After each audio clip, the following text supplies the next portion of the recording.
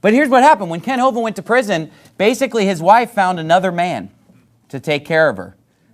Her son, Eric.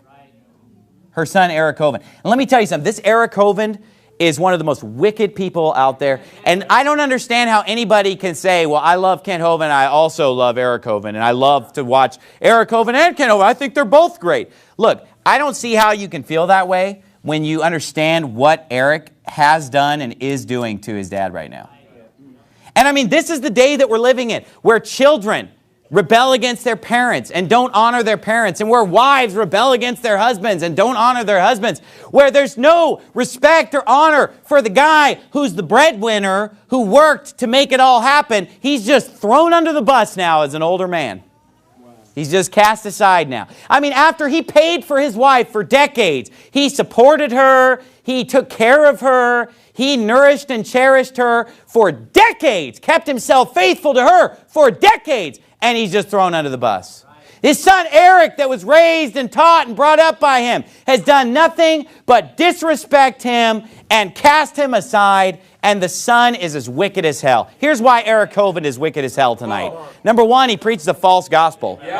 He doesn't preach that you're saved just by believing on Jesus Christ alone. He teaches that you have to do all this other repenting of your sins and turning over a new leaf. It's a total lordship salvation a la Ray Comfort. Hardcore. Not even a little bit lordship salvation, hardcore lordship salvation. Not only that, but after his dad went to prison and Eric stepped in to kind of take care of things and run it while he's gone, he took it from being a King James only thing to embracing all these modern perversions of the Bible. The NIV, the New Living Translation, all this other junk. He brings in James White and praises James White and praises everything that his father stood against. Then he raises all this money and says, hey, we're going to save Dr. Hovind's ministry. Hey, he raises all this money in the name of Ken Hovind and uses Ken Hovind's mailing list. And then he basically just stole everything from his dad. He literally stole everything. And it might be legal, sort of, kind of, barely legal what he did, but that doesn't make it right. Here's what he did. When the IRS was going to come in and seize all of his dad's assets, what he did was he had the company sell it all to him at pennies on the dollar. So he bought like $2 million of merchandise and equipment for like $6,000.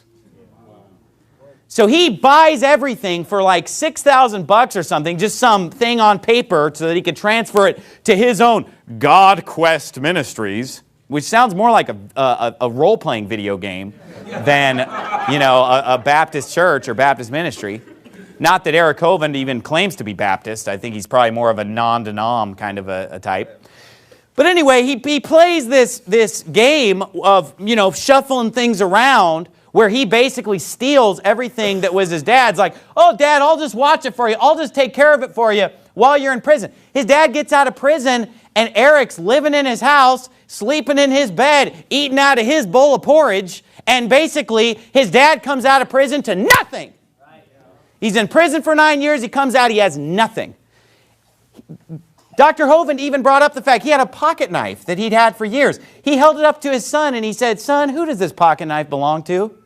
And his son said, it belongs to God Quest Ministries. He said, no, this is my pocket knife. No, it was purchased by God Quest Ministries. All of his tools, all of his personal items, his own house.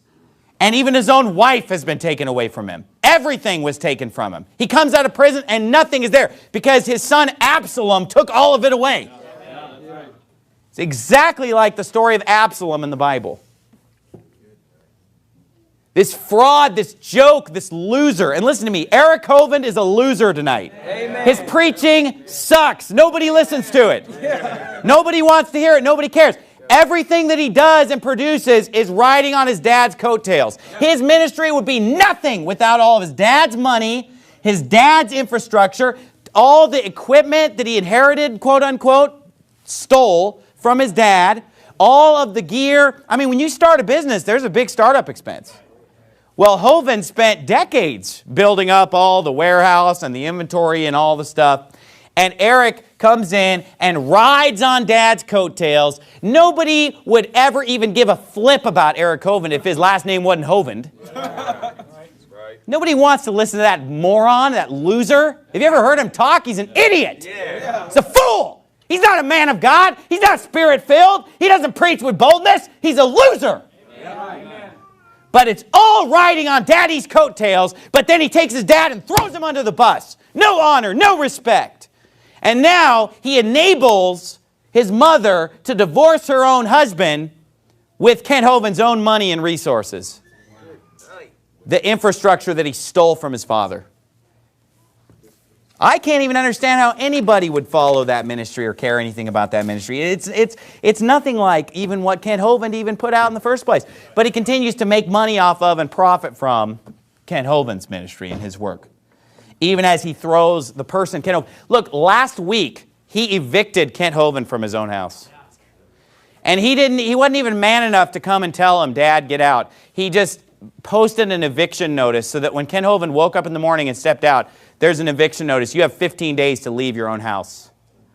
Listen to this. He's been paying rent.